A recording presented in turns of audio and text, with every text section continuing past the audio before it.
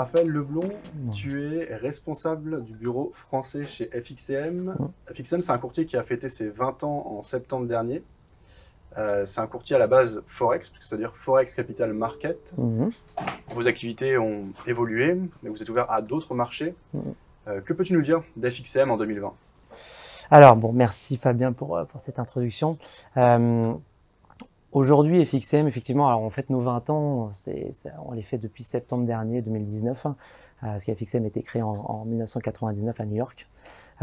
Aujourd'hui, FXCM, après 20 ans, eh bien, c'est à peu près, ça va être une dizaine de bureaux dans le monde. Alors, en France, parce que le sujet pour aujourd'hui, c'est la France, c'est qu'il y a un seul bureau en France qui est à Paris. Donc là, on est au 35 avenue Franklin Roosevelt, en bas des Champs-Élysées, devant le Grand Palais, je ne sais pas si on peut le voir d'ici. Et donc, on a toute une équipe de conseillers, du service client, d'analystes, qui s'occupent en partie de la partie francophone. Mais il y a aussi toute une autre partie qui est dédiée au business du Moyen-Orient. Ok. Donc, qui est géré d'ici. Donc, pas tout le business Moyen-Orient est géré d'ici, mais il y a une bonne partie de l'équipe qui travaille ici. On a aussi une autre personne qui travaille pour le desk hispanophone, pour l'Espagne, l'Amérique latine. Voilà. Et ici, en tout cas, pour la France. Donc, FXM en 2020, FXM France en 2020, parce que nous aussi, on a une date d'anniversaire, ça fait 10 ans qu'on est installé à Paris. Ouais. On avait commencé boulevard Haussmann, on devait être dans un appartement, on devait être 2 ou 3 personnes. Et voilà, aujourd'hui, on a grandi, on est beaucoup plus installé, en tout cas dans le marché français. C'est un marché difficile dans lequel s'introduire, mais voilà, aujourd'hui, on fait, je pense, partie des courtiers les plus reconnus en France. Et donc, ce qui nous a permis d'avoir voilà, ce bureau un peu plus grand avec une équipe plus complète pour développer la France, mais aussi l'international. Ok. Vous avez été quand même précurseur sur le Forex. Il y a eu des très gros événements qui ont été organisés notamment au Palais Brognard pendant plusieurs années. Que peux-tu dire à propos de l'activité d'un courtier? Comme tous les métiers, ça évolue au fil de la technologie, au fil du temps. Aujourd'hui, qu'est-ce qui est le plus important chez un courtier? Bonne question. C'est vrai que c'est une industrie qui est en perpétuelle évolution. Alors nous, on commence en tant que courtier électronique, courtier purement en ligne, donc ça signifie en fait que on n'est pas passé par la phase de passer des ordres à la main ou à la parole ou au téléphone, ou très peu. Ça a tout de suite été directement dans le côté électronique, on passe des ordres en ligne avec Internet. C'est pour ça qu'on l'a pas créé avant, parce qu'en 99, c'était vraiment le début des logiciels de trading. On a été un des premiers à être créé et à proposer en fait tout un service de trading électronique. Donc aujourd'hui, ça a évolué dans quelque chose toujours de plus rapide. Tout le monde cherche à avoir des exécutions qui sont toujours de plus en plus rapides, à avoir un flux de prix qui soit toujours très rapide. Je vous donne un exemple, il y a peut-être 20 ans, quand on voulait passer un ordre, pour être exécuté, ça pouvait attendre quelques heures. Même ça pouvait être exécuté le lendemain. Donc c'était vraiment très long, mais bon, c'était comme ça partout et tout le monde était content. Aujourd'hui, on compte ça en millisecondes. Donc on est en train de développer des technologies qu'on appelle des API qui existent partout. En fait, et ces API elles permettent d'avoir un flux de prix qui soit beaucoup plus rapide pour avoir une exécution qui soit encore plus rapide pour les personnes qui veulent faire par exemple du trading haute fréquence, qui est un peu la tendance des dernières années, où aujourd'hui sur les marchés, les mouvements, enfin le marché a évolué comme toujours, mais le marché évolue et il y a des mouvements qui sont parfois difficiles à comprendre. Pourquoi? Parce que les robots de trading ont une part de plus en plus importante dans l'évolution des prix. Et pourquoi? Parce que le métier de trader a un peu disparu au profit du métier de quant qui va automatiser des stratégies de trading. Il n'y aura plus besoin de passer avec ses idées de trading. Non, en fait, tout va être automatisé pour gérer un portefeuille, pour gérer un risque ou quoi que ce soit. Et donc, ces robots, ils cherchent avant tout, pour ceux qui veulent faire du haute fréquence, ils cherchent avant tout, c'est de la rapidité d'exécution. Donc, si on veut faire partie de ce marché, eh bien, on est obligé de mettre en place des technologies qui nous permettent de travailler avec ces nouveaux traders. Donc, pour répondre à ta question, c'est vrai qu'aujourd'hui, le défi d'un courtier, c'est celui qui va être un peu le plus rapide sur le marché. Ok. Voilà, entre autres, hein, mais c'est vrai que à ta question, c'est ce à quoi je pense aujourd'hui, c'est que FXM, en plus, on le connaît en tant que courtier pour des particuliers. Ouais. On a aussi une très grosse partie pour les institutionnels.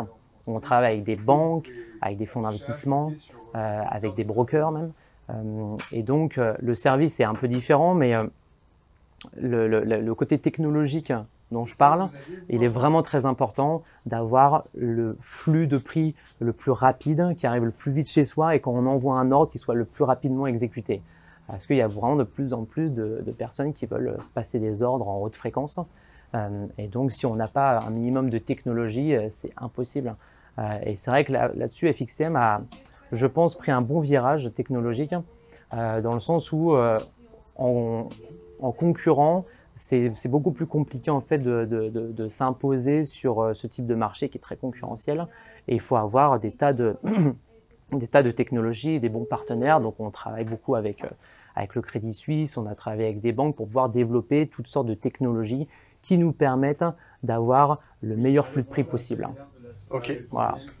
C'est un peu sophistiqué, mais c'est intéressant. Voilà, À propos tu as parlé de trading à haute fréquence et en tout cas de trading automatique, je me rappelle il y a quelques temps, peut-être 1 an, 2 ans, à Station F, vous aviez fait un événement avec des membres de l'équipe américaine d'FXM qui étaient venus présenter un projet. C'est quelque chose que vous avez essayé de développer, c'est quelque chose qui est développé, le trading algorithmique chez FXM? Alors, non seulement c'était déjà bien développé parce qu'en fait en amont on avait, comme je t'ai dit, toute la partie professionnelle, Ouais. toute la partie institutionnelle plutôt. Donc elle était déjà en place et on a voulu comment dire, le développer à tous nos clients, dont les particuliers. Ouais. Et donc on a créé des API qui acceptent des langages qui sont un peu plus modernes, comme le langage Python que tout le monde fait actuellement, parce que auparavant les instituts ils sont plus sur du langage C, ou leur propre langage. Mais là, on a créé ce qu'on appelle la REST API qui nous permet, qu'on a sorti il y a 1 an à peu près, et qui permet à n'importe qui en fait de coder en Python, qui est apparemment plus facile à coder. Moi, je ne connais pas trop le langage de programmation, mais voilà, ça permet de pouvoir coder une stratégie automatique. Donc, aujourd'hui, le côté trading haute fréquence robot, on l'ouvre beaucoup plus à des particuliers, alors qu'auparavant, c'était vraiment purement institutionnel. Donc, on a les services d'API, on accepte par exemple d'héberger les comptes des clients dans nos serveurs, ce qui leur permet, quand ils passent un ordre, d'être exécutés comme s'ils étaient avec leur ordinateur dans notre salle de marché, dans notre salle de serveur. Dès qu'ils appuient, ils sont exécutés aussitôt, ils ne sont pas obligés d'aller de la France jusqu'à Londres ou jusqu'aux États-Unis. Ensuite, ils ont la confirmation pour être exécutés. Non, là, c'est comme s'ils étaient en plein dans la salle de marché à New York. Et donc là, c'est vraiment un gain de temps qui est compté en millisecondes. Hein. C'est très très peu en fait, mais pour eux, c'est un vrai. Sans ça, ils ne pourraient jamais marcher. Donc voilà, aussi pour les particuliers. Très bien. Alors, au niveau du trading automatique, pour terminer là-dessus, c'est une tendance qu'on observe quand même maintenant depuis 10 ans au moins, les gens qui développent leur stratégie ou les professionnels.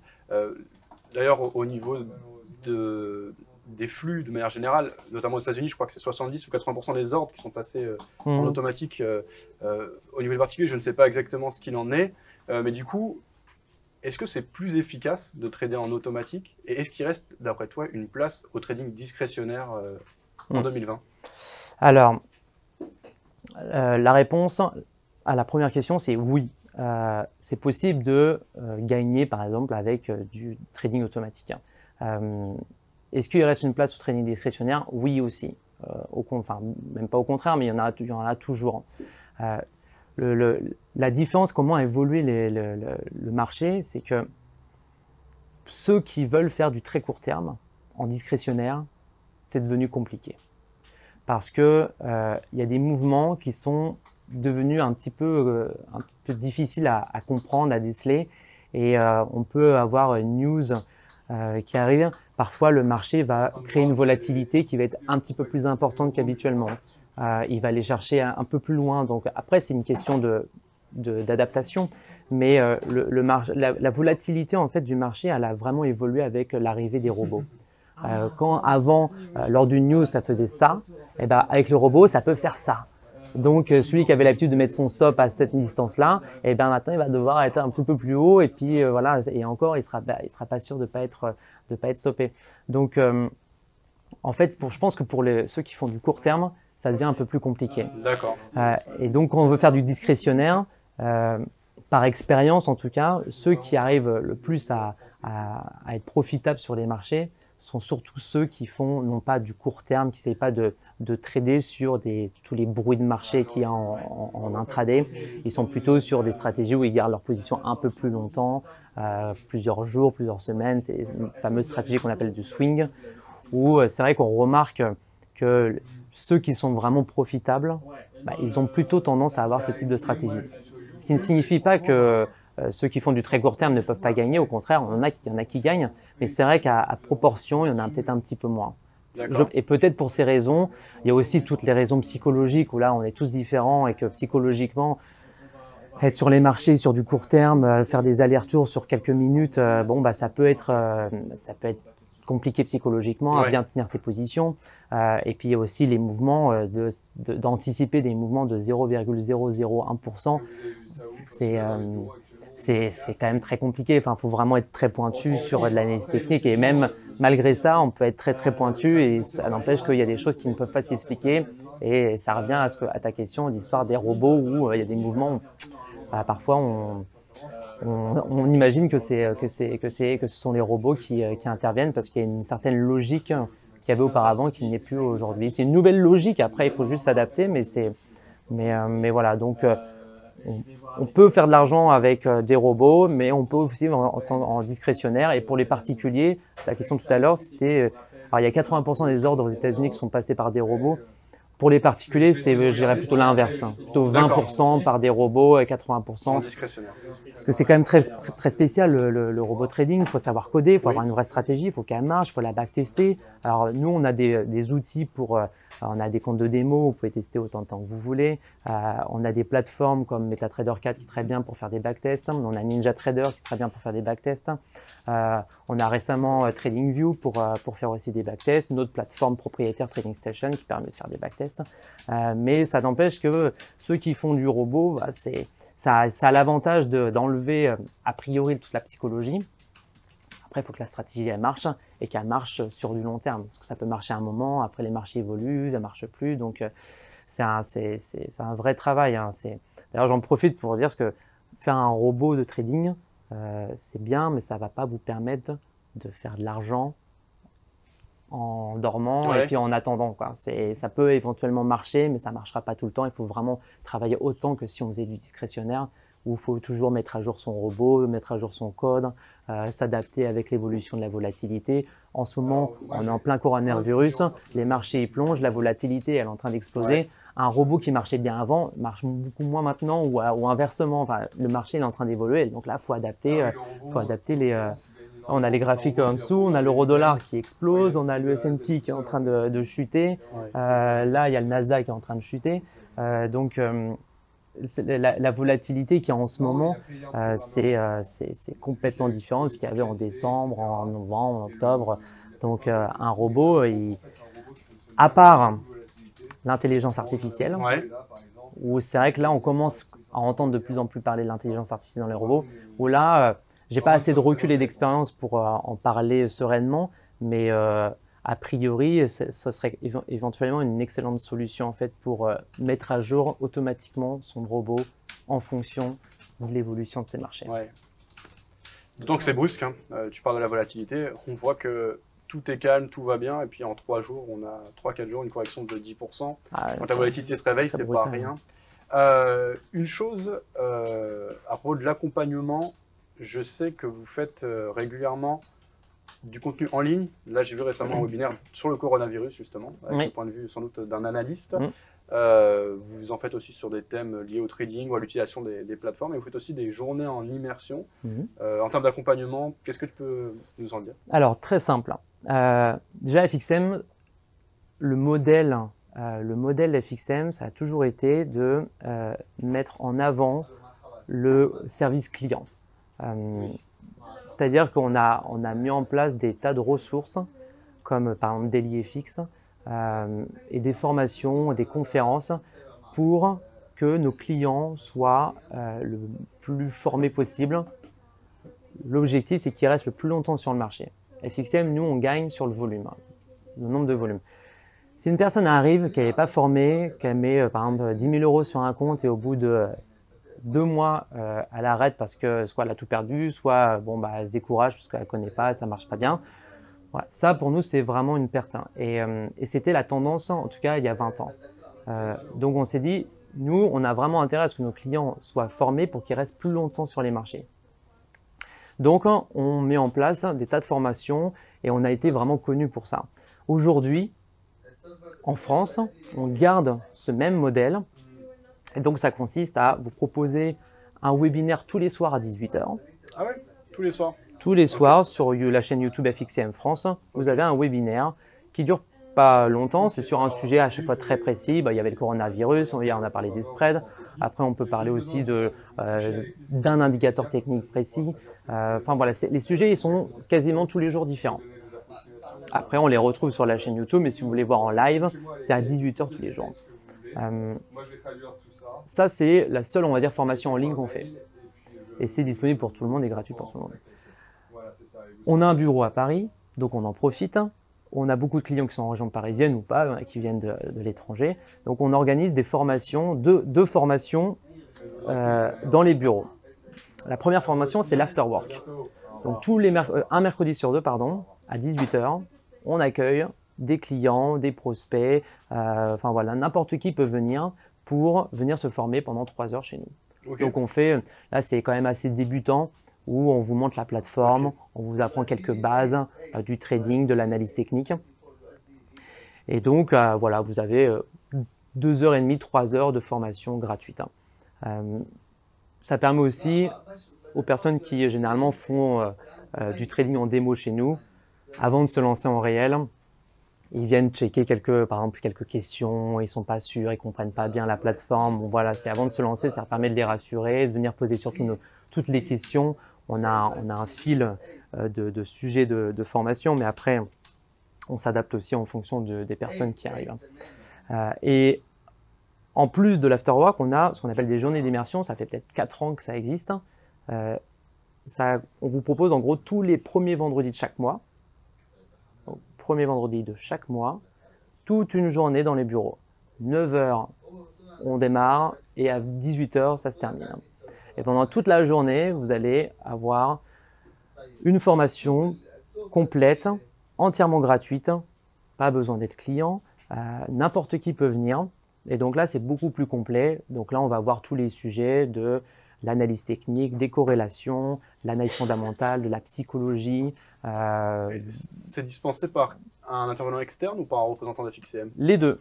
On fait intervenir tous les experts FXM et on fait appel parfois à des intervenants externes comme récemment on avait Philippe Lermy qui vient parler beaucoup des fondamentaux, des erreurs des traders parce qu'il a une expérience telle que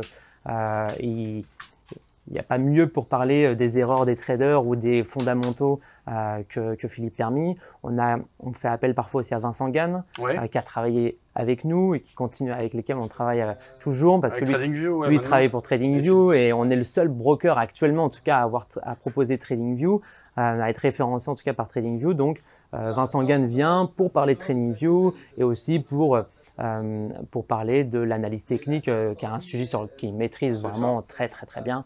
Et donc voilà, ça permet d'avoir à la fois des gens des FXM, des gens de l'extérieur. Très bien. Voilà. Ça se passe donc de l'autre côté. De l'autre côté, je peux vous montrer là si vous voulez. Parce que là, on est dans la salle de marché FXM avec tous les conseillers et la formation ne se passe pas ici. Elle se passe de l'autre côté des bureaux. Donc, comme je te disais, les journées d'immersion, elles se passent ici même dans cette salle de réunion. Okay. Donc on a à peu près une douzaine de places disponibles, parfois dans des événements un petit peu plus importants.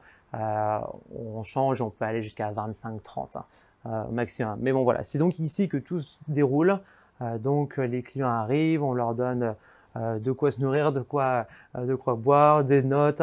Ils peuvent venir avec leurs ordinateurs s'ils ont envie de trader en live, parce qu'on fait ça exprès le premier vendredi de chaque mois parce que c'est le NFP. Donc, il y a de la volatilité et que ça nous permet aussi de pouvoir analyser en temps réel des news importantes. Voilà, comme ça, on n'a pas que du théorique, on a quand même un petit peu de concret, ce qui est quand même l'objectif ici. Donc voilà, donc c'est ici que tout se déroule. Okay, Afterwork aussi, les du coup, c'est un peu une autre ambiance, je suppose, Afterwork. Afterwork, oui, c'est un peu plus, on va dire, spontané, où les gens viennent. Ils viennent poser des questions, on part sur un sujet, puis c'est un peu plus improvisé. Là, les journées d'immersion, on va dire que c'est un peu plus structuré, un peu plus organisé, parce qu'il y a plus de monde généralement, vu que c'est toute une journée gratuite. Vous prenez le métro, le train, vous arrivez, vous avez une journée offerte. Alors qu'on sait aujourd'hui qu'il y a plein de formations qui sont vendues, parfois c'est un peu cher, ou en tout cas c'est à un certain prix. Ici, la chance, c'est qu'on fait tout gratuitement. Donc c'est vrai que c'est un intérêt qu'on débute au moins sur les marchés. Après, on peut éventuellement payer une formation pour quelque chose de plus sophistiqué, mais là, pour apprendre des bases, pour apprendre tout ce qu'il faut pour commencer sur les marchés, éviter de faire le moins d'erreurs possible, voilà, c'est vraiment parfait. Ok. Tout à l'heure, tu me parlais des plateformes. Derrière toi, on voit, ça c'est votre plateforme propriétaire. Exact. Donc celle-ci, elle s'appelle... Trading Station. Trading Station. Oui. Ok. Est-ce qu'il y a une unique version ou il y a une version pro Alors, non, il n'y a qu'une version. Là, c'est la version logicielle. Il y a une autre version qui existe sur le web. Quand on n'a pas de PC, par exemple, ou qu'on veut se connecter depuis n'importe quel PC, voilà, on a tout sur le web. On a le mobile qui marche très bien. Ouais. Aujourd'hui, plus de la moitié des ordres sont passés par le téléphone ou par la tablette. Donc c'est important d'avoir aussi une bonne application et la note est plutôt bonne. Voilà, on a ces trois possibilités de trader, logiciel, le web ou le mobile. Très bien. Tout à l'heure tu disais important aujourd'hui l'exécution. Ouais. En termes de spread et d'exécution, on voit à l'écran. Est-ce que ça, c'est les spreads typiques pour tous les clients? Est-ce qu'il y a différents spreads pour différents profils de clients? Alors, ce qu'on voit là, par exemple, si je m'approche, on voit par exemple l'euro-dollar à 0,9. Ouais. Ça, c'est le spread par défaut qu'il y a chez les clients. Pas de commission, uniquement du spread. Okay. On a deux types de comptes. On a ce compte-là par défaut pour tout le monde et un autre type de compte qu'on appelle trader actif.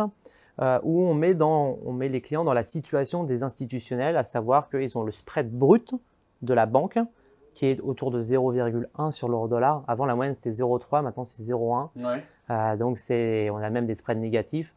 Et à côté, il y a une commission. Et la commission, elle commence à 3 euros par côté par lot de 100 000. Okay. Donc, c'est comme si on rajoutait en gros 0,3 pips. Et pour l'aller-retour, ça fait 6 euros. Donc, ça fait comme si on faisait 0,6 plus 0,1, ça fait 0,7. Ouais. Donc, ça fait un peu moins que là. Et après, les commissions, elle peut être dégraissée en fonction du volume ou du capital investi. Okay, voilà, c'est là où ça permet vraiment de négocier sur les commissions quand il y a toujours des personnes qui génèrent beaucoup de volume. Donc là, les commissions payées, elles ont un vrai impact sur les performances. Donc là, c'est important de leur donner les commissions les plus faibles possibles pour qu'ils soient dans les meilleures conditions et puis qu'on gagne aussi un peu notre vie, quoi. Ouais. Eurodoll, donc tu as dit, sur compte standard 0,9, 1, 1,1, en gros, voilà, ça c'est les spreads cibles. Sur GBP-USD, on est à combien?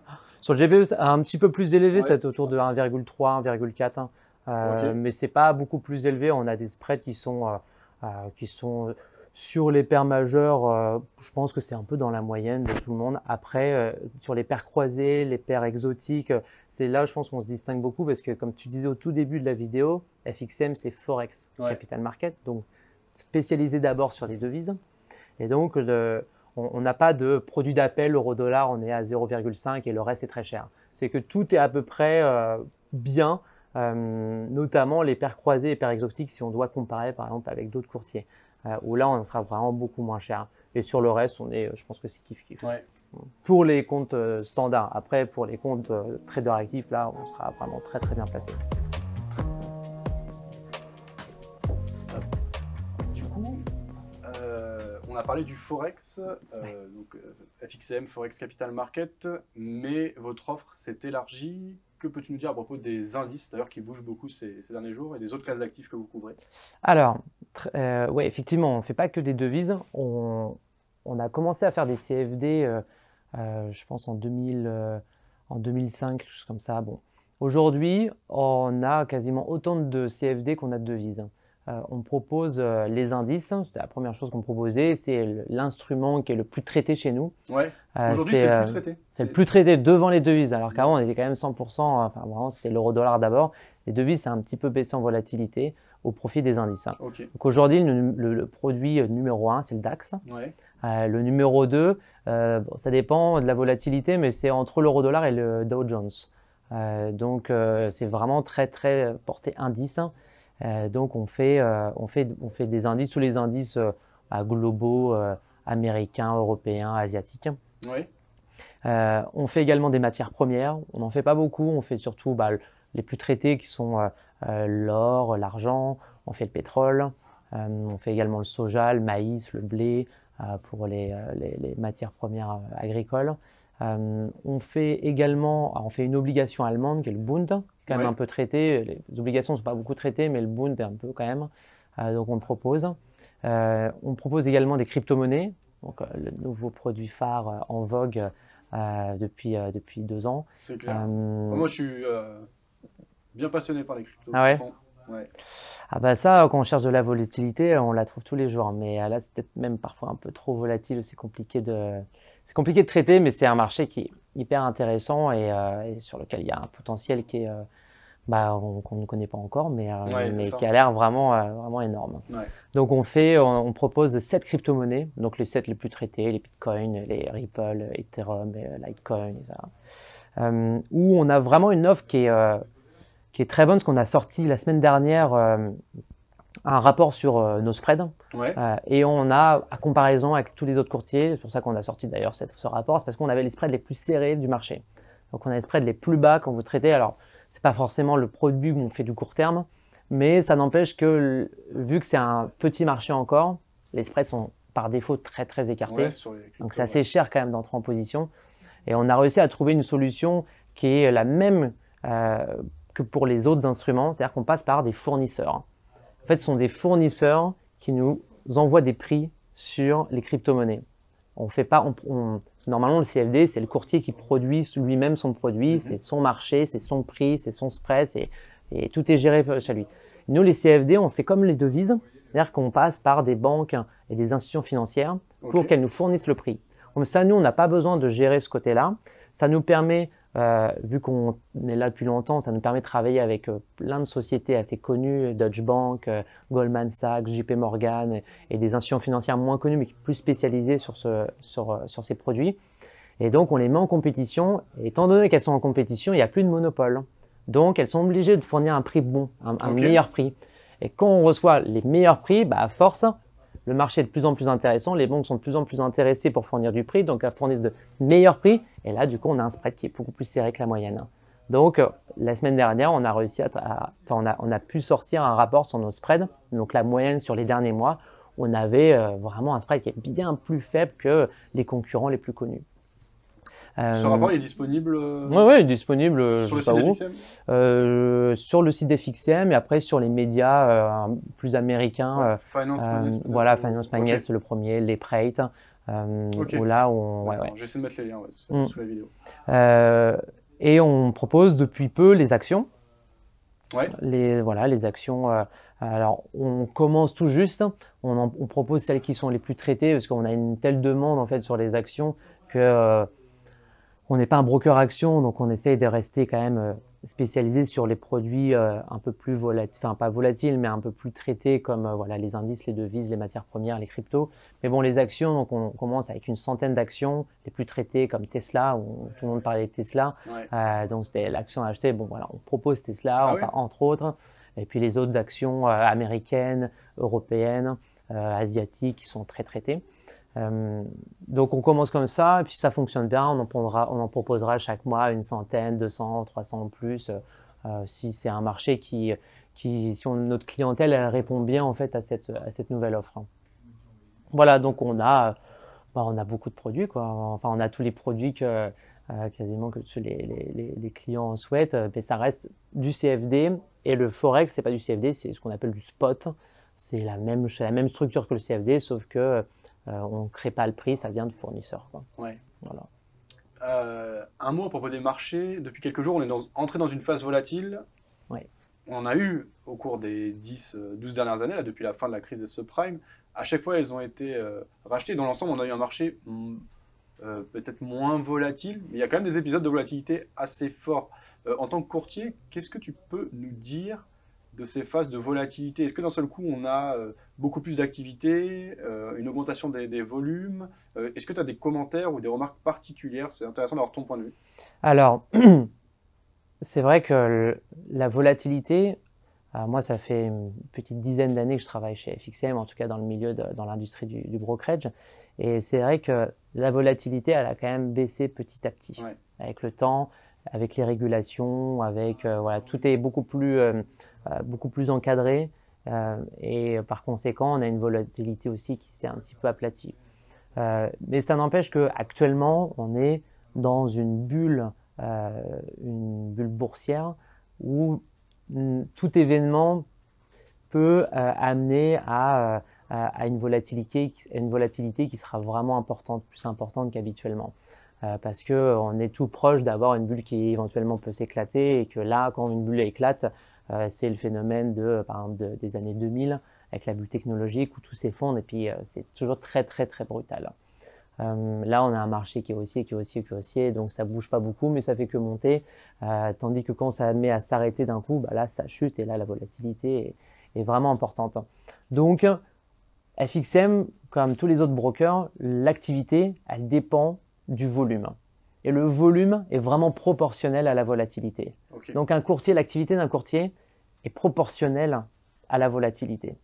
Donc, vous regardez le VIX, qui est l'indice de volatilité, c'est très corrélé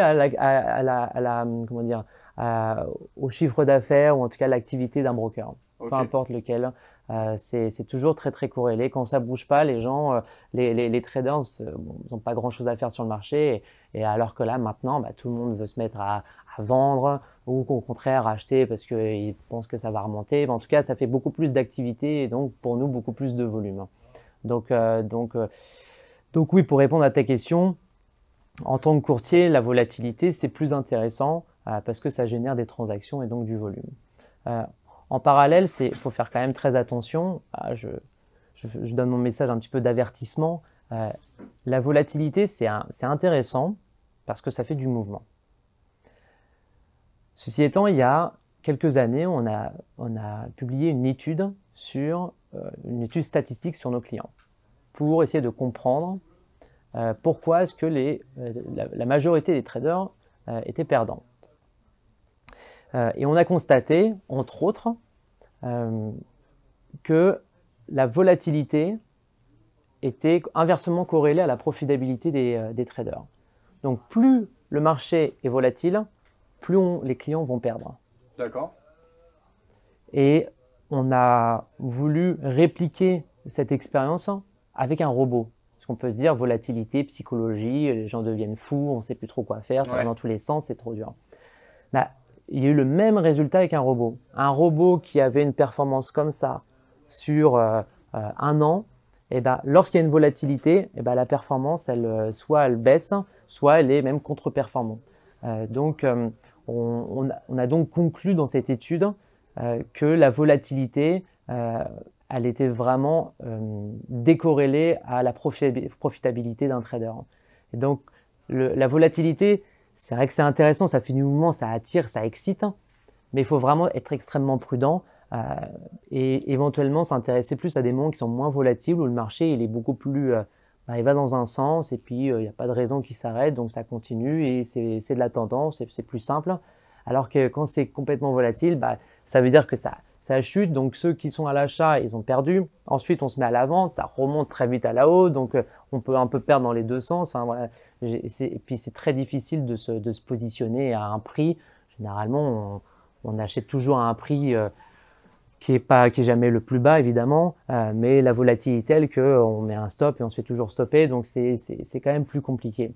Donc voilà, avertissement par expérience et par étude statistique. Se méfier de la volatilité. Il faut se méfier, il faut presque l'éviter, même si ça ne nous arrange pas. Je préfère vous donner quand même ce message d'avertissement où faut quand même rester en recul. Et on dit toujours, par exemple, pendant les périodes de news, NFP notamment, même si c'est moins le cas aujourd'hui. Ouais, ça bouge moins pendant les NFP par rapport à il y a longtemps. C'est vrai que c'est un événement qu'on n'attend presque plus. Mais ça n'empêche que depuis toutes ces années, en tout cas où je travaille ici, c'est éviter de trader les news. C'est trop volatile, vous allez vous faire avoir quasiment à coup sûr. Donc, il faut vraiment essayer d'éviter et plutôt privilégier les actifs moins volatiles, plus dans la tendance, qui sont un peu plus tranquilles. On gagne peut-être moins, mais on a plus de chances de gagner. Ok, c'est intéressant. Raphaël, merci pour cette présentation, pour ce point sur les activités d'FXCM. Si on résume, bien sûr, les gens peuvent déjà tester les conditions de trading, puisque c'est ça qu'on attend d'un courtier. Vous avez des comptes démo sur les différentes plateformes que vous proposez, ou les comptes démo, c'est uniquement sur… Sur toutes les plateformes. On a la plateforme propriétaire, MT4, NinjaTrader, TradingView. Avec un seul compte, on peut tester toutes les plateformes autant de temps qu'on veut. Si on veut tester avec un compte de 1 million, on peut tester. Avec 300 €, on peut. Enfin, c'est très flexible et ça peut durer 2, 3 ans, 4 ans, 5 ans. Il y en a qui testent ça pendant des années. Moi, le premier, quand j'ai commencé, j'ai testé avec FXCM parce que c'était le seul courtier qui faisait des comptes illimités dans le temps. Alors, généralement, ça dure 15 jours, puis après, il faut ouvrir le compte réel. Bon, chez nous, on peut rester autant de temps qu'on veut. Ok. Les comptes réels, donc ça démarre à 300 €? Non. Enfin, non. En fait, ça démarre, il n'y a pas de minimum, on met ce qu'on veut. En fait, techniquement, je ne pense pas qu'on accepte moins de 50 € en dépôt par carte, par exemple. Mais bon, de toute façon, on ne fait plus grand-chose. On fait pas grand-chose avec 50 €. Mais voilà, c'est pour dire qu'il n'y a pas de minimum, donc on teste avec ce qu'on veut. D'accord. Et puis l'intérêt, c'est que on peut tester avec une petite somme. Et les instruments qu'on propose, Forex, CFD, sont des micro-contrats. C'est-à-dire que c'est des petits lots où vous tradez à partir de 10 centimes le point, c'est-à-dire que vous gagnez, vous perdez des centimes, donc on risque pas grand-chose, ça reste du risque, mais on risque pas grand-chose, on n'est pas tout de suite exposé à une grosse somme sur les marchés, on est sur des petites sommes, donc ça permet vraiment de passer le cap du démo au réel, où il y a quand même un fossé énorme quand même entre faire de la démo et faire du réel. Et on propose tous ces petits comptes avec des petits montants, pour quand même se mettre dans les conditions, même si on trade avec 100 € sur un compte, au moins dans les conditions du réel, et on voit si on est capable ou pas d'être profitable, de gérer la psychologie, de gérer ses positions. Donc voilà, c'est vrai que c'est intéressant quand on débute de venir chez nous. Ok. Et bien pour vous rencontrer, tu as dit les after-work, les journées d'immersion. Ouais. Sinon en ligne, les webinaires de 18 h tous les soirs. Ouais, et après, c'est porte ouverte. Politique de porte ouverte, c'est-à-dire que vous venez sans rendez-vous, vous passez dans le coin, la porte est toujours ouverte. Donc tous les jours, on a des personnes qui viennent pour dire bonjour, pour poser une question, parce qu'ils préfèrent plutôt que d'appeler, de nous voir, de venir voir comment on travaille, passer 1 heure avec nous. On a toujours fait ça et on continuera toujours de faire tant qu'on a un bureau ici, les portes seront toujours ouvertes. Merci pour ce point, pour cette mise à jour, Raphaël. Je te dis à bientôt. Plaisir. Merci Fabien, à très bientôt. Salut.